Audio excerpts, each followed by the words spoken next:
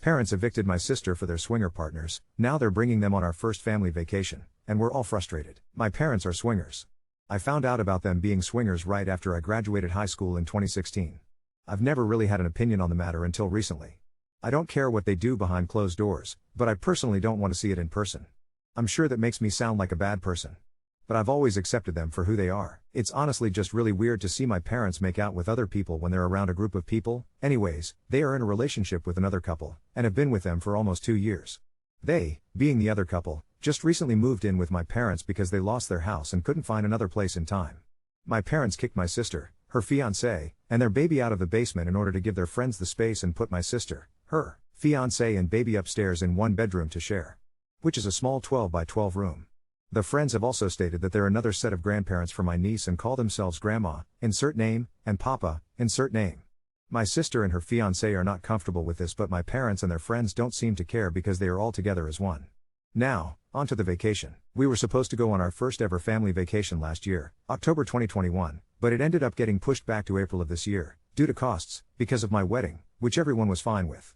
It then got pushed back again, because my sister was in her 3rd trimester of her pregnancy and couldn't fly. It is now scheduled for February of 2023. My parents told my sister and I, along with our SOs, that they would be bringing their friends along on the vacation, and I'm frustrated about it, to be honest. With the way that they've been handling things with my sister and with all of their PDA, it's made me not want to go anymore. It's our first ever family vacation, like I've already mentioned, and I wanted it to be just family. I'm at a loss and I'm not sure how to handle the situation. And we don't want to upset my parents about how I, and everyone else, my husband, sister and Bill, feel. Any advice? Edit, I'm married and do not live at home anymore, although my sister, her fiancé, and baby do. They're currently looking for places. We live in a state where cost of living is super high, like a lot of places right now. And with them only having one income, it's harder for them to find something. Hopefully that clears things up. Edit number 2, I didn't expect this to get as much attention as it did. And I have read each comment and taken advice. So thank you. I'm fully aware that my parents are adults and can do what they want. I never once said that they couldn't. And I never said I wasn't against their relationship with this other couple. They refer to themselves as swingers, but yes, you could say they are in a polyamorous relationship. The issue I have is how they shove it down everyone's throats. I don't care what they do in private, behind closed doors. But once I see the PDA and the other things they do to each other when other people are around, that's where I get uncomfortable around the situation. They have a calendar on the fridge that says what nights they will swap beds and sleep with the other person. My mom and the other woman move between my dad and the other guy. There are also times where they make sexual jokes about screwing each other, or randomly flash each other when we are around. Like, at least wait until people aren't there, do so those things. That's the part I'm not okay with. Update 1. I brought up all of my feelings to my parents and they weren't very happy. They asked why I never brought it up, and I told them that it was because I was fine with everything, until I started seeing it, and that's when it made me uncomfortable. Now they think I don't accept them for who they are and they don't really see an issue with inviting their friends or doing other things with their friends in front of everyone else around. My mom basically said that what they do is none of my business, or anyone else's, and they can do what they want, which is true, they're adults and can do what they want. But some of the things they do, should be in private settings, and not for others to see.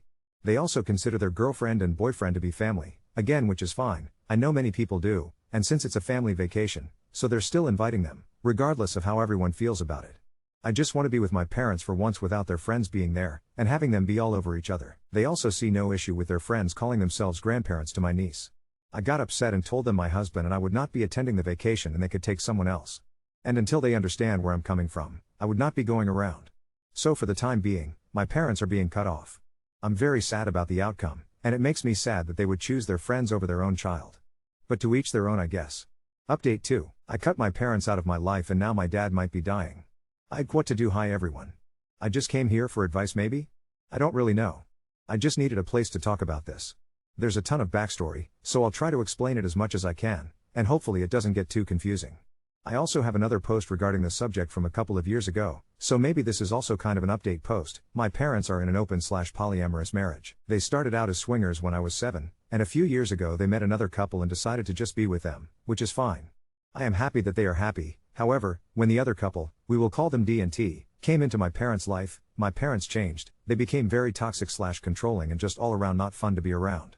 They don't take anyone's feelings into consideration and force their other partners into our lives, which over the last couple years, I have decided I don't want to be around D&T. On multiple occasions, they were all inappropriate in front of us, my sister/her family and my husband and I, and it was just really uncomfortable in a lot of ways. My parents, kicked my sister and her family out of their basement apartment and moved them to a small bedroom upstairs in their house, so they could move their other partners into their house. My niece was also only 2 months at this time. From there, things have just gotten worse. D&T refer to themselves as my second parents and as grandparents to my son and my niece. Which I have asked them not to do, since I barely know them.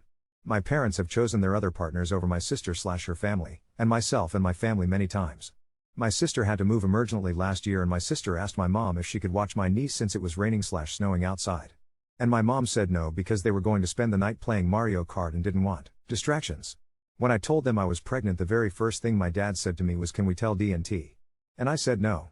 After my son was born, I went to my parents' house for a short 30-minute visit, and as soon as I got there my dad texted D to tell her I was there. So she and T came upstairs. My mom was holding my baby, 8 weeks at the time, and when D&T came up, she handed my son to D without asking me. I was so upset. I want to clarify, I would have been upset if anyone just handed my baby to someone without asking me. I wasn't upset just because of the person. You should never hold a baby without permission from the parent. I had a very intimate religious ceremony, similar to a christening, where we only wanted family and our close friends. I invited my parents, and they asked if they could bring D&T and I said no because it was for family and close friends. So they decided not to come. They decided not to come to a family event because I didn't want their other partners there, which they consider family and I do not, which I have clearly tried telling them over years of them being with D&T, because this event was for my son. I decided they weren't going to pull any more stunts. They weren't going to choose them over me and my family anymore. So, I cut them out. I told them that I'm happy that they're happy, and because I know they love them, I wasn't going to make them choose between us. I told them I wasn't done being hurt and I needed time away from them. I haven't seen or spoken to my parents since April of 2024. I have tried telling my parents about my boundaries many times, but they don't listen and they just want us all to be one big happy family. Which my sister and I, and our partners, don't want. We both just want to be around our parents. Anyways, I got a text from my mom yesterday, saying my dad was just diagnosed with heart failure, and I have so many emotions. I'm angry, and I am also sad. My heart hurts. I don't know what to do. Part of me wants a better relationship with my parents, as long as my boundaries are followed, but another part of me has never been happier/felt more at peace these last 9 months. I just don't want to have my dad pass and regret not letting him have a relationship with myself or my son. I just hate getting hurt by my parents all the time. I am in therapy and have been working through everything for a while, but it's still so hard. Update 3. So, after my mom texted me about my dad being diagnosed with heart failure, I just sat in the quiet for what felt like hours. Even though we've been no contact, it still hit me like a truck, that this might really be the end, and there's no later to fix things if I keep waiting. After a long talk with my husband, and a short, teary call with my sister, we agreed we'd go visit, just us, no kids, for now. We decided in advance that if D&T tried anything, we would just leave. We rehearsed possible boundaries for what we would and wouldn't discuss, and I wrote down exactly what I wanted to say to my dad in case I froze up in person. The next day, I texted my mom back. I told her I was sorry to hear about Dad, and that my sister and I would come for a brief visit the following afternoon. She texted back almost immediately, "That would mean the world to us. D&T are here but we'll give you privacy." So, we arrived the next afternoon, nerves shot, palms sweating. It felt surreal walking up their porch again after so many months. The house was different. There were 4 pairs of shoes at the door, their calendar was tidier, less brazen notes about fun nights, but it was obvious D&T were still integrated fully into every part of their life. My dad was sitting on the couch, looking shockingly frail, bags under his eyes that had seemed to appear overnight, skin paler than I remembered. For the first 10 minutes, things were actually okay. We talked about trivial stuff, the weather, the dog, how my dad's feeling physically. Then D&T emerged to say hi. I braced myself, but they genuinely just hugged us, offered tea, and, to my surprise, excused themselves to the backyard with an awkward "we know you all need some private time. We'll just be outside." That gesture, the first time since they entered our family orbit that I saw them not bulldoze boundaries, caught me off guard. My mom even gave me an awkward little smile, like she knew what I was thinking. After that, I finally got to have the conversation I'd been dying for with my parents. I told them that I loved them, but that our relationship had really been suffering because I felt my boundaries were never respected. I told them I didn't want D&T out of their lives, but I needed time with just them, as my parents, sometimes. I read my notes. I fumbled through tears. My sister broke down completely and just said, "I miss you both, but this has all gotten so hard." It was tense. My mom got defensive, saying again how D&T are just family now. My dad, to my surprise, finally spoke up, quietly, and in a way that felt more vulnerable than I can ever remember. He said, "I'm sorry we weren't listening. I think, maybe, I wanted our new life so much I stopped paying attention to what you kids needed from us. That's my regret." It was the first real olive branch I'd had from either parent in years. My mom sat there quietly, and I could tell she was processing. I told her gently, "I want to try again. I want you to have happiness, but I need you to see me, too. Can we try this differently? We ended up sitting there for 3 hours, talking honestly about what hurt, about what felt hopeful, about the possibility of compromise. I was honest that I still feel anxious about the future, that every step forward is only going to work if everybody respects limits. My mom swore that she would make an effort going forward. She even apologized for the christening event and for handing my infant to D without asking. I actually cried. Not out of relief, but from the simple shock of being heard.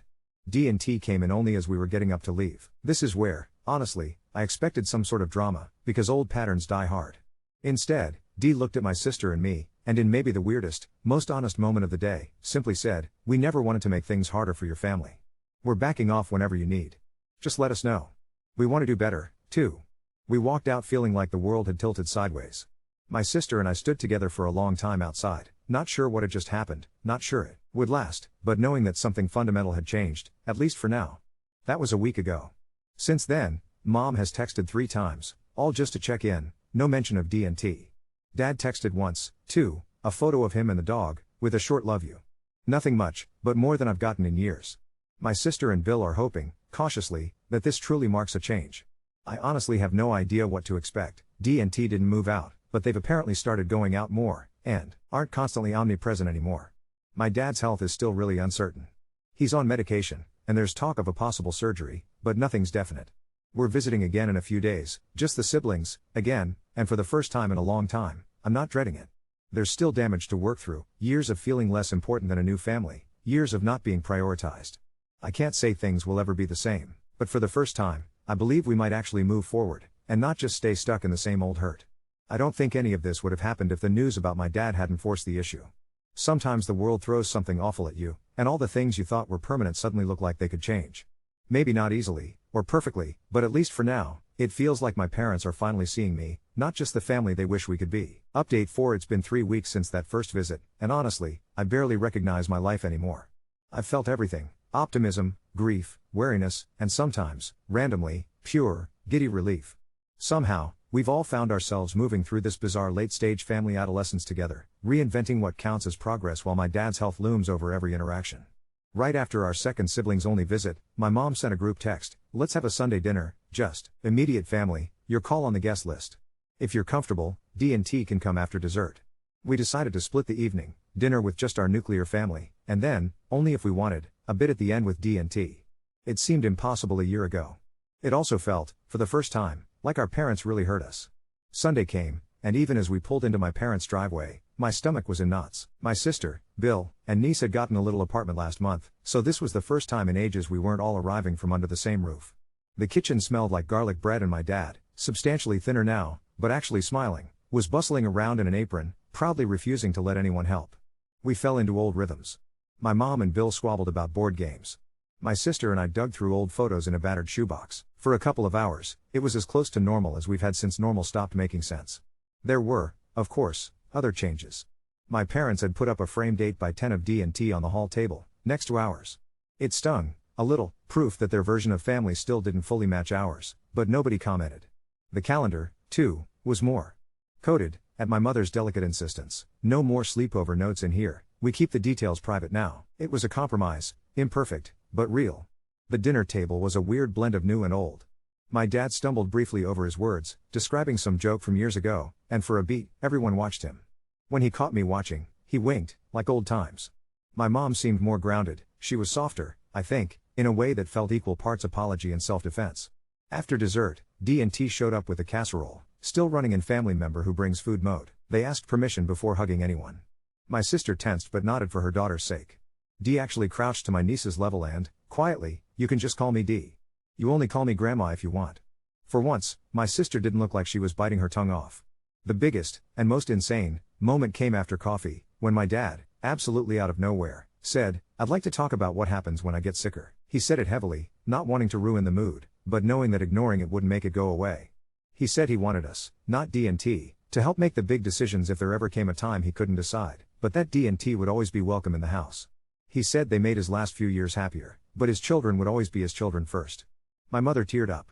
D&T both nodded. Then my dad, always the joker, said, "You'll have to pry the Nintendo controller from my cold, dead hands before you let these knuckleheads play Mario Kart without me."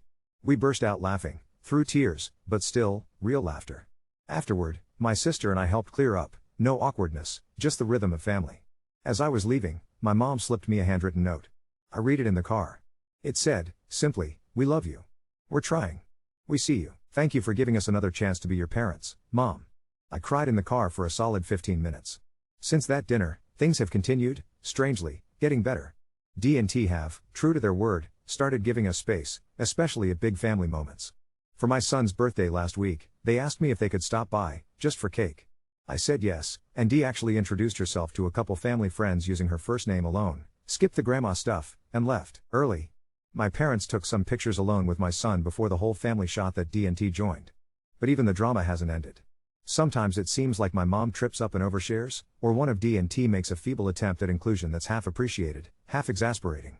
This past Friday, my mom texted asking if we'd be okay with a combined game night and movie marathon, D&T included, but everyone on board with no sexual jokes, no boundary pushing. I said I'd pass this time, but thanked her for asking. That she asked it all feels revolutionary. And the biggest surprise of all, my dad isn't on the immediate surgery list. His heart's still struggling, but the meds are working for now. He's started walking the block with the family dog again, sometimes just him and my sister.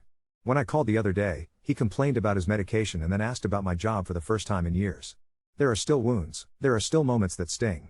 But there is also something else, maybe a weird, grown-up trust, the sense that I'm being seen again, not just absorbed into someone else's fantasy version of family. I know things may never go fully back to normal. But I'm beginning to believe that there is a normal we can build ourselves, grabbing happy moments where they come, drawing new lines when we need space, and above all, actually talking to each other like complicated human beings. Update 5. It's been about 2 months since that first awkward, hopeful Sunday dinner, and if you'd asked me even a year ago, hell, even a few weeks ago, if things could genuinely shift in my family, I'd have laughed you out of the room. But somehow, what started as a series of forced, boundary-heavy experiments is morphing into, maybe not perfect harmony, but a weird kind of honesty that almost feels like peace.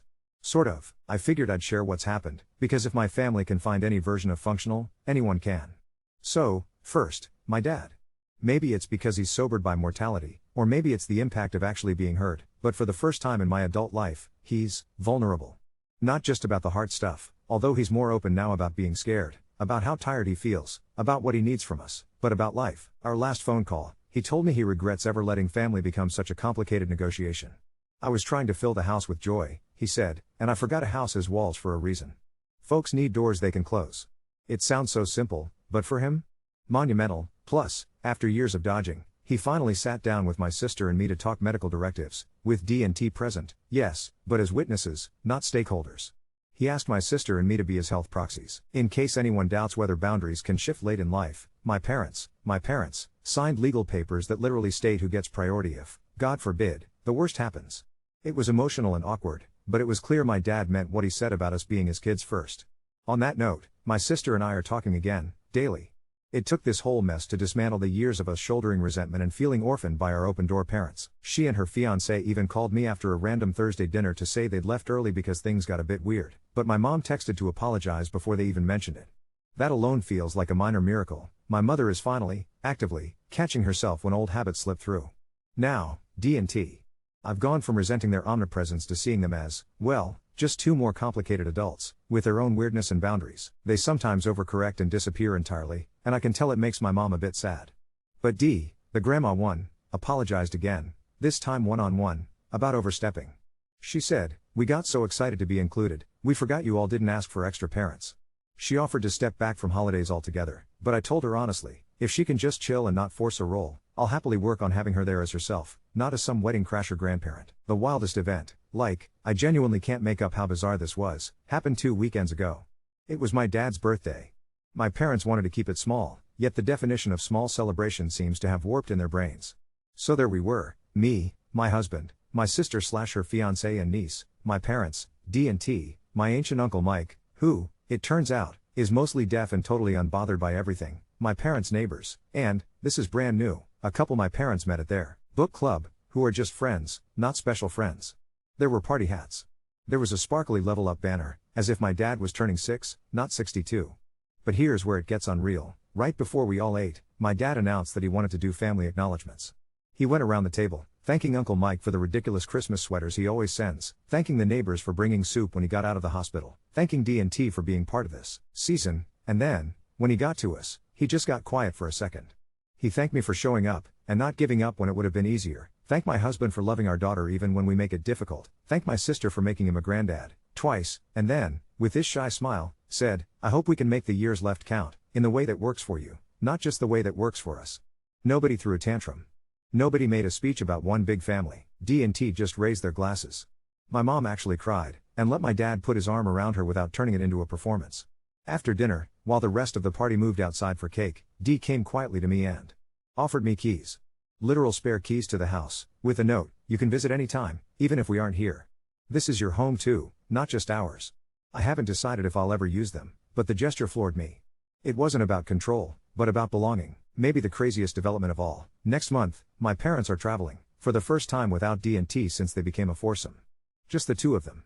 They've been working with a couples therapist, sentence I never, ever thought I'd write, and apparently it was the therapist's idea. My mom says they want to find themselves as themselves, then bring the best parts home. Will the balance last forever? I doubt it. But, all of this would have sounded impossible less than a year ago. There are still awkward moments, old habits cropping up, little wounds that flare when someone accidentally calls D grandma and my niece looks uncomfortable, or when my mom slips up and offers to bring D&T to just a quick lunch. But we say no, and she listens. That's more than I thought we'd get. And I'm learning, finally, to not always brace for the worst. My therapist calls it anticipatory grief, expecting disaster before it hits, so you're never surprised. But maybe we've survived enough disasters that the ordinary weirdness of my family is just life, not a tragedy. So I keep showing up, at balmy Sunday dinners, at the occasional hospital appointment, at birthday parties and impromptu backyard fire pits, sometimes texting my mother when she gets it right and sometimes when she doesn't. If I had to sum it up, my parents are still poly, D&T are still in the picture, and my family is still so far from sitcom normal it's laughable. But I'm not waiting for normal. I have boundaries, and for the first time in years, my parents are actually willing to keep them. My dad's health is fragile, my childhood hurts are real, and love, whatever the shape it takes in this house, is slowly starting to mean less pain and more actual choice. For maybe the first time ever, I can say, I'm hopeful. And that's enough. Update 6. Well, if you told me last year that the entire shape of my family would keep mutating, sometimes for the better, sometimes straight into surrealist territory, I would have assumed I was being pranked. A few times over these last weeks, I've actually started to feel, dare I say, well-adjusted. So obviously, the universe decided it was time to shake things up again. It started innocuously, a text from my mom, still overusing emojis, still not quite sure which ones fit the mood. Big news, hope you can all come by Sat. At this point, I'm practiced at keeping my expectations low and my car keys handy for any family quick escapes. On Saturday, my husband, my sister/her family, and I all showed up, no kids this time. I was half expecting some kind of awkward hey, we're all moving to a commune announcement. Instead, we found the house, strangely empty. No D&T, no extra shoes at the mat, and, weirdest of all, the blended family photo collage in the hallway had been rearranged again. Only my parents, my sister and me, and our families. I don't know whether I felt relief or dread. Turns out, D&T had moved out. Not for any dramatic reason, D's elderly mother took a bad fall, and they needed to be closer to her to help with caregiving. My mom delivered this, eyes suspiciously bright, like she was bracing for our true feelings. She tried to phrase it lightly, just temporary. At least that's what they say, but I saw my dad's hands clenching at his mug. My sister and I just sat there, dazed, and, this is a first, my mom actually waited for our reaction instead of trying to fill the silence. It's hard to explain the mess of feelings. In theory, this was all we ever asked for, our parents back, space to be just a family of origin again. But real life is never just the absence of a problem, it's what fills in the spaces left behind. My dad, truthfully, looks older and more fragile than ever.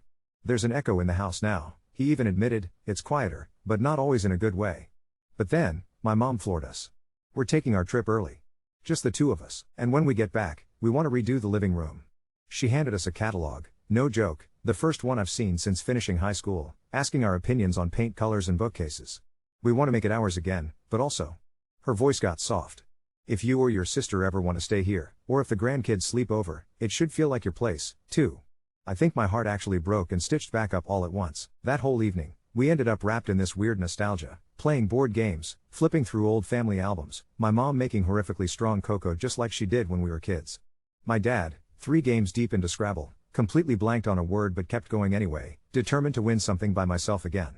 When he and my husband beat my sister and me, he actually fist pumped. I swear we haven't just been the 4 of us around their table in a decade, but here's the part where my family finds a new way to be complicated. Halfway through dessert, my mom got up and said, we know we didn't do everything right. When D&T come back, things need to be rebalanced again, we're going to ask you first. We want this house to be your home, too, always. She looked at my sister and me, shaking a little. I'm afraid we'll mess up. But I want to be allowed to try. And the truly wild bit, my sister reached over and squeezed Mom's hand, and for the first time since all this began, nobody started crying. We all just sat with it. And somehow, it felt okay. Afterwards, we went outside while my dad tried firing up the old grill. It sputtered, predictably, because apparently grills die right after you emotionally prepare dinner. We talked about nothing, summer plans, that maybe we'll host a family barbecue, just us this time, and my husband very dryly suggested buying a family karaoke machine, that way, only we have to suffer, not the neighbors. When dusk crept in, I realized how, unpressured, everything felt. No one over-explained. No one guilted, no one demanded. My family just existed. We laughed about the terrible paint color my mom picked for the bathroom in 2002. We debated the best ice cream flavor. For 3 hours, the world shrunk down to something I actually wanted to hold again. And it's not like D&T disappeared. They text, they call. D sent a huge care package for my son's birthday, separately, gently, and asked me if it was okay to visit sometime before popping over. When I said not just yet, she replied, of course. Doors open, only if you want it. Love from us both. For the first time ever, the pressure to family has shifted into your pace, your invite. I can live with that. My mom quietly asked us if maybe someday we'd join them, and D&T, for dinner in the future. Not a demand, but a genuine request. How you want this to go is what matters. And then one last, completely unexpected turn. My dad's most recent heart tests were, not worse, and maybe just a smidge better.